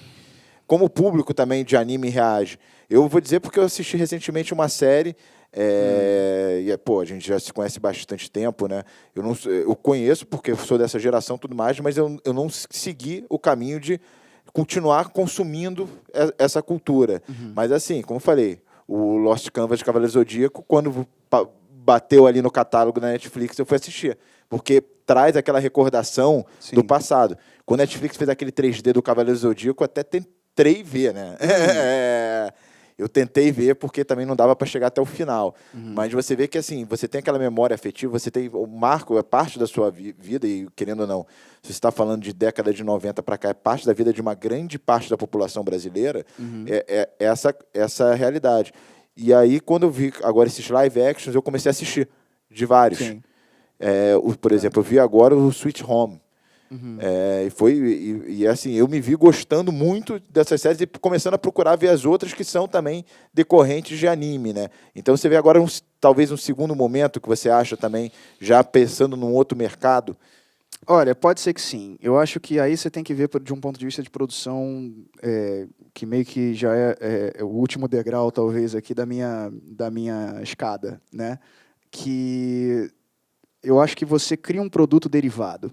E como qualquer produto derivado, você pode ter um público-alvo que você está tentando atingir diferente. Você mencionou um título, por exemplo, que eu não conheço. Mas um dos mais populares assim, entre os fãs de anime se chama Death Note. Que eu acabei assistindo também. Enorme entre os fãs. É uma série muito popular. Um roteiro muito bem desenvolvido. A série foi dublada no Brasil, já mais ou menos nessa mesma época aí de 2008, 2009. Eu bati numa trave dessa. E você desenvolve com o anime um público fiel que consumiu aquela propriedade e tem aquilo como uma coisa preciosa para si. Sabe? Desde do cara que vai de cosplay no evento, fantasiado como alguns... com a indumentária de alguns dos personagens, não é fantasia, é cosplay. Já levei bronca por causa disso.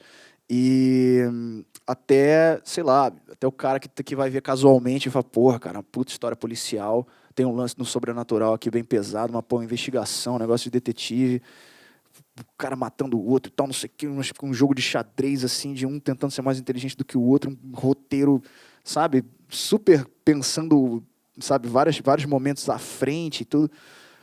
Quando você transpõe isso para um live action, né, para o filme que fizeram, você não tem a possibilidade de diluir as informações, né? Aí já do meu ponto de vista de consumidor, você não tem aquela possibilidade de diluir diversas informações e apresentar elas num ritmo que o espectador vai degustar e vai conseguir conectar aqueles pontos, porque só tem 2 horas de filme.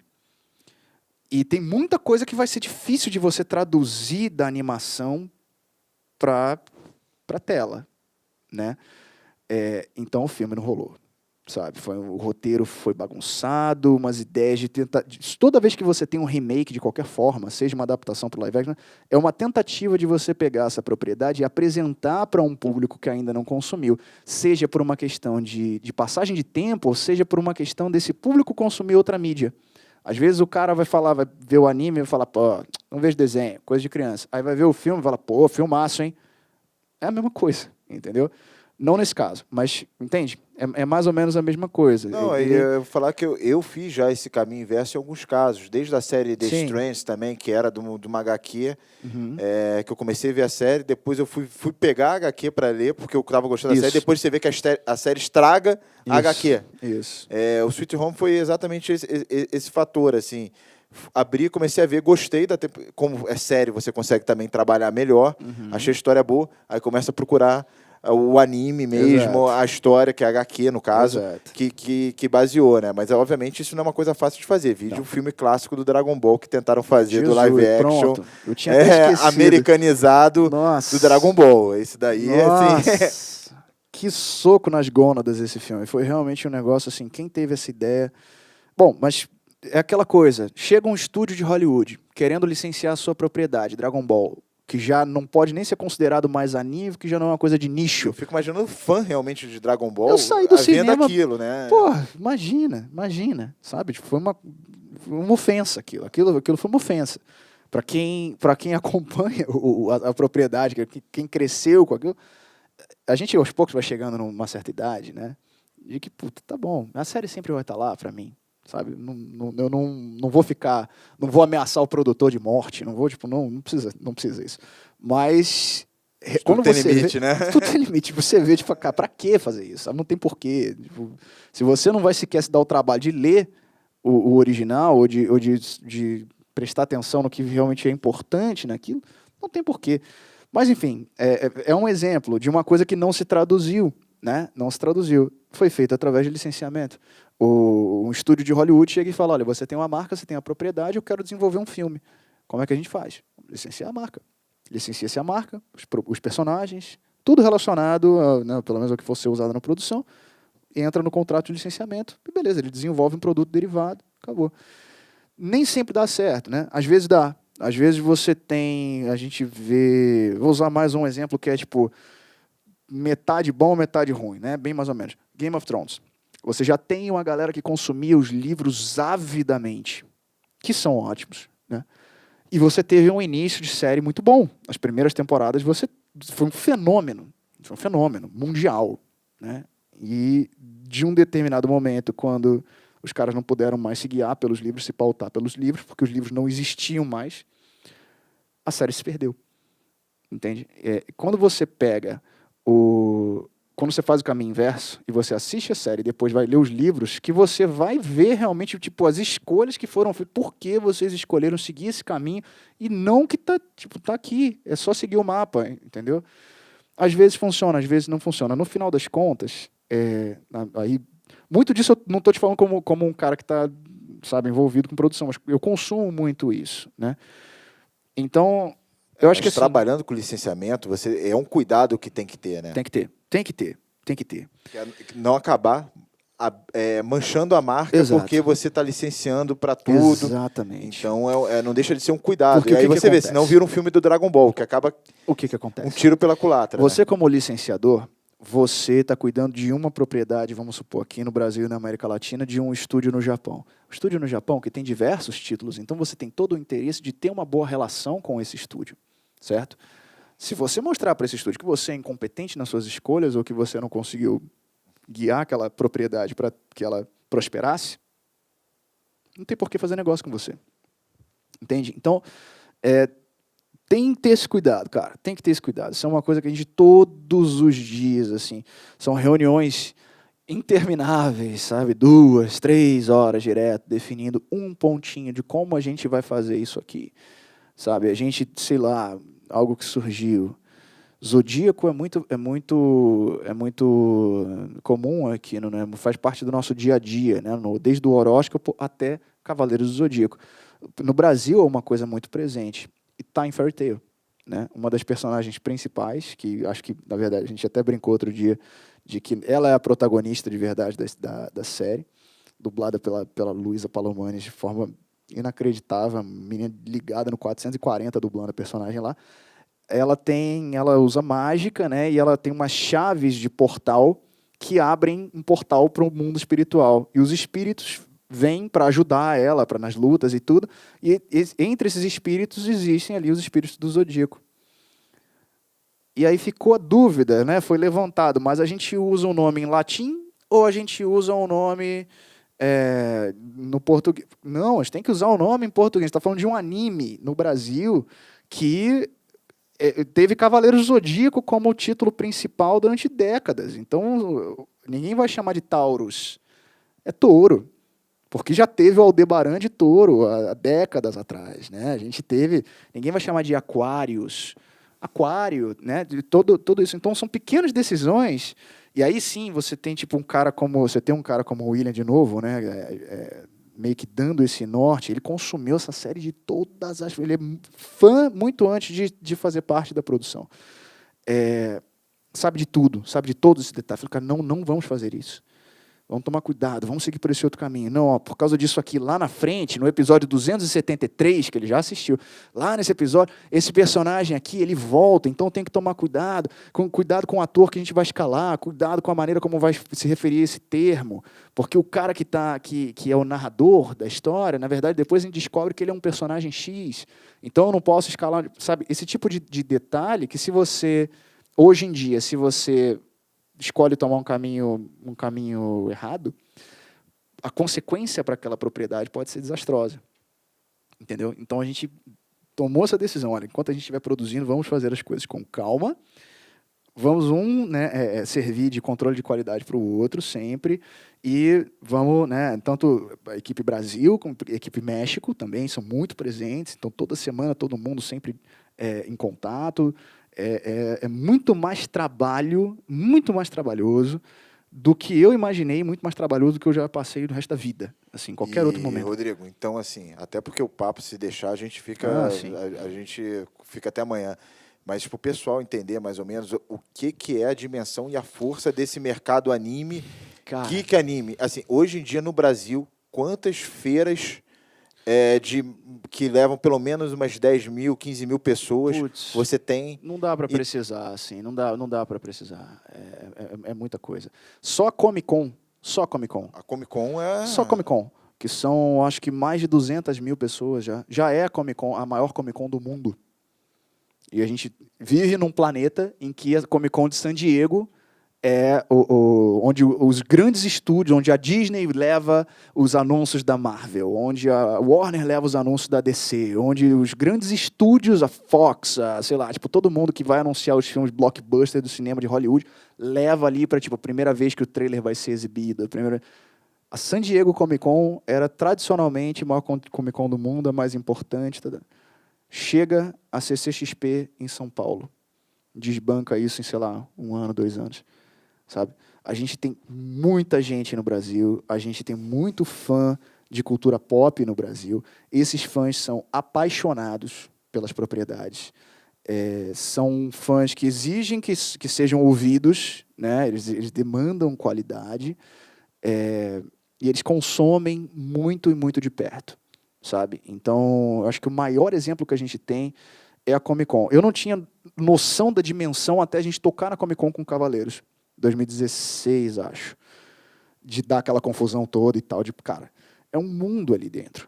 Foi uma edição que eles trouxeram as armaduras dos Cavaleiros de Ouro em tamanho real, assim, teve uma exposição, foi incrível, para um fã de Cavaleiros, assim, teve tudo, sabe? Mas, tipo, o Brasil tem toda a chance, assim, de se tornar, tipo, a capital geek do mundo, se deixar, sabe? Hoje, basicamente, todo estado tem uma grande feira. Não estou falando, obviamente, em proporção de Comic Con. Comic Con é a maior feira do mundo. Sim. Mas você teria grandes feiras em arenas fazendo Cavaleiros trabalhando, em Recife. E o anime hoje em dia, o quê? Pelo menos 50%. Não, é muito forte. Faz parte, sim, tanto o anime quanto as séries, quanto filmes, quanto tudo, essas atividades. Cosplay, que é uma coisa que está presente em absolutamente tudo. É muito forte. Que é um universo com vários...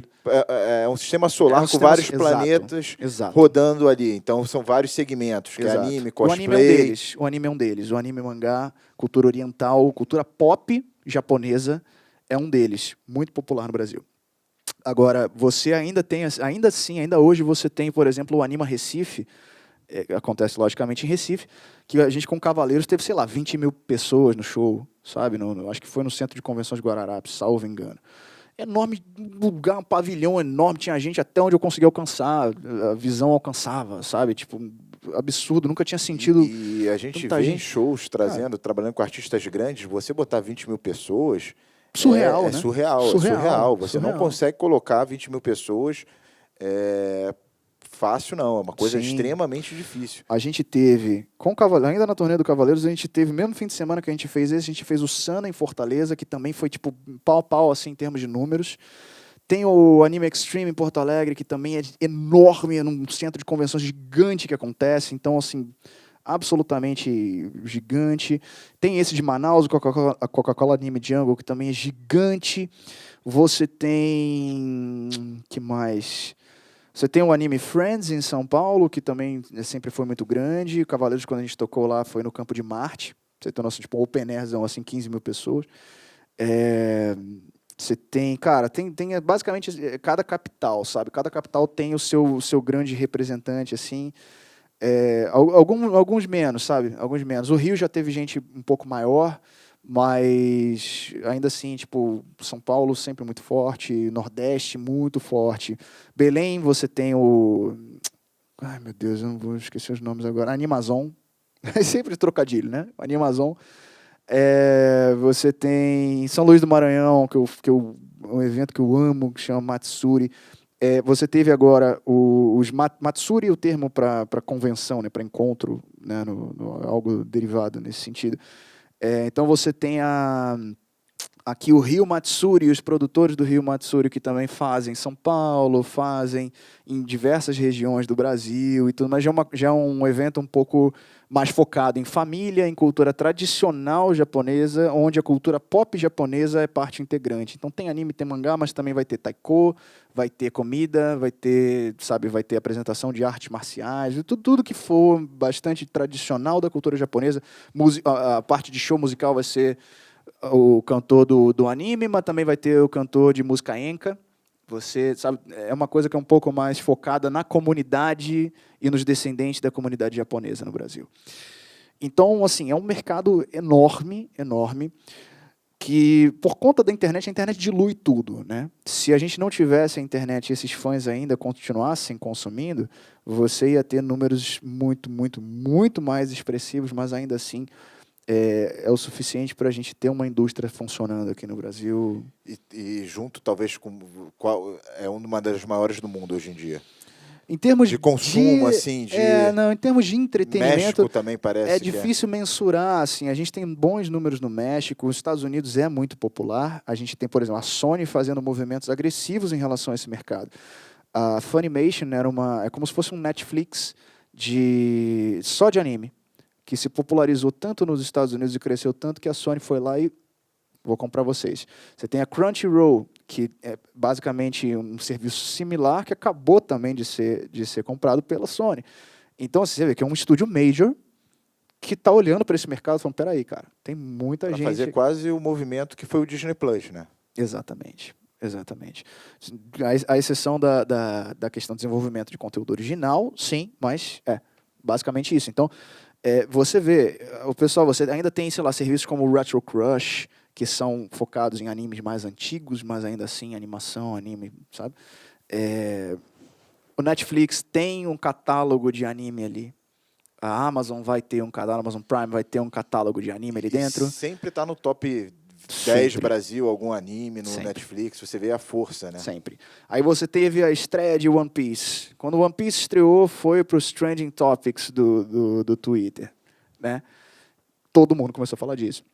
Atualmente a gente está em meio à exibição da última temporada, da quarta temporada de um anime chamado Attack on Titan, que a Artworks é licenciadora dos filmes e está sendo exibido no Japão. Todo domingo você vai ver alguma coisa de Attack on Titan nos Trending Topics lá do Twitter, sabe? Então, enfim, isso é a expressão, né? Tipo, realmente você vê de forma orgânica o que o público está consumindo ou não está consumindo. No final das contas, o entretenimento é uma coisa meio... Como eu digo isso? É meio cruel, sabe? Se a galera não gostar disso, você vai ficar ali naquele esquecimento e tchau e benção. Então, o termômetro ele é orgânico e é muito expressivo. É muito quando você tem um anúncio de, sei lá, Hollywood está adaptando um filme, um anime que é muito conhecido. Akira, não sei. Estão tentando fazer há décadas isso aí. Tivemos aí Ghost in the Shell. É um filme lindo, mas deu super errado, entendeu? Então, porque, de novo, né, é difícil de se traduzir, são mídias diferentes, sabe? Enfim, então, Hollywood está adaptando um monte de propriedade. Está tentando, Tá uma hora certa. Uma hora certa. Mas a própria Marvel foi assim. Exato. Né? Pô, foi tentando bomba não teve, até né, acertar o tom, né? Até conseguir. Até alguém chegar e falar, peraí, gente, eu entendo um pouquinho disso aqui, vamos fazer mais distante dos moldes que Hollywood considera como sendo tradicionais e safos, e vamos fazer isso aqui mais para o que deu certo, que fidelizou tanto o público dos quadrinhos, né? E vamos tentar apresentar isso para uma nova geração que não consome quadrinho, mas consome cinema. Com o quê? Com o Homem de Ferro, que era um filme, um herói, tipo, sei lá, das últimas prioridades, assim, em termos de popularidade. E hoje em dia você tem o Homem de Ferro, você pode ir no meio da Amazônia, entendeu? Buscar o nativo, que você vai falar do Homem de Ferro, o cara vai saber quem é. Entendeu? De tanto que a propriedade se disseminou, sabe? Então, é o que acontece. É o que acontece, sabe? E o anime tem essa força, mas em alguns aspectos ainda está um pouco na infância. Nesse sentido, por exemplo, ainda está um pouco na infância, porque se perde muito na tradução das mídias, não do texto, mas a tradução das mídias, sabe? O japonês tem uma maneira própria de contar certas histórias que é uma maneira que cativa os fãs. Então, quando você vai fazer uma adaptação dessa, é difícil de você encontrar o caminho do meio, encontrar o equilíbrio, sabe? Mas vamos tentando. Vai tentando que uma hora vai. Vamos tentando. Pessoal, quero agradecer todo mundo aí que ficou aqui assistindo. Quero fazer também um agradecimento especial às nossas intérpretes de Libras aí que acompanham a gente nesse período. Um abraço aqui para o meu amigo Rodrigo Rossi. Muito obrigado. Fiquem aí ligados nas outras. Agora já, depois dessa conversa aí de 2 horas, já deu até nos outros debates que tiveram com o pessoal, que eu acho que deu para entender bastante como funciona o mercado, não só da música, né, de produção de show, agora também de anime, né, e ver que como a cultura, na verdade, é uma coisa muito grande, né, gera muito emprego, movimenta muita economia, e a importância que tem, né, nesse momento agora de pandemia, né, a gente sentiu, todo mundo sentiu o que é isso, essa falta de cultura, né, até mesmo pela falta de conteúdo que está sendo gerado por conta da paralisação. Então, a importância da cultura como todo, música, anime, cinema, todas essas formas justamente para a nossa sociedade, né, para o país, para a população, para todo mundo. Tá bom, pessoal? Falou aí.